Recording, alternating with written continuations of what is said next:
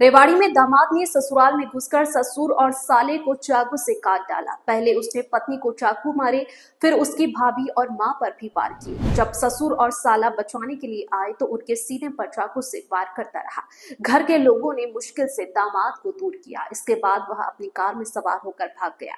घायल बाप बेटी को प्राइवेट अस्पताल में भर्ती कराया गया है। विवाद पति पत्नी के बीच तलाक के केस और बच्चों की कस्टडी को लेकर है। यह मामला कोर्ट में भी विचाराधीन है। महिला एक दिन पहले ही रक्षाबंधन के लिए अपने मायके आई थी। अगले दिन ज्वेलर पति ने आकर हमला कर दिया। इसके वीडियो भी सामने आए हैं। पुलिस ने शिकायत के आधार पर 3 लोगों के खिलाफ मामला दर्ज कर लिया है।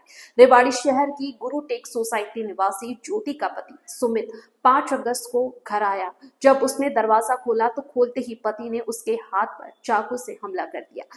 उसकी भाभी और मां आई तो उन पर भी चाकू से वार किए। पापा और भाई बीच बचाव के लिए आ गए तो उनके सीने पर चाकू से कई वार किए। उसके पति सुमित ने उसके पिता व भाई को जान से मारने के इरादे से लगातार वार किए। इसने बैल बजाया, मेरी बेटे की बहू ने दरवाज़ा खोला। खोलते ही उसके ऊपर उसने तो आके अटैक कर दिया। कटर ले रखा था, कटर से उस पर अटैक किया। उस चिल्लाई उसने।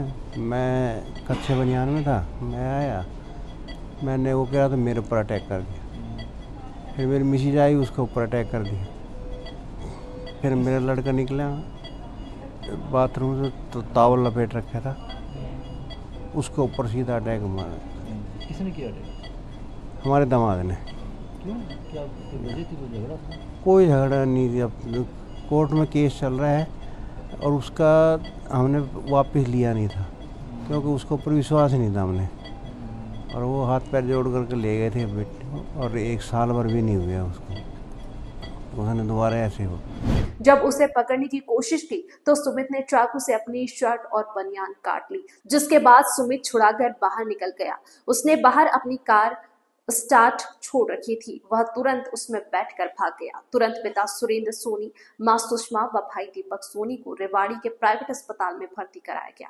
पिता और भाई का आईसीयू में इलाज चल रहा है। दोनों को चाकू से गहरे कट लगे हैं। उनकी हालत गंभीर बनी हुई है।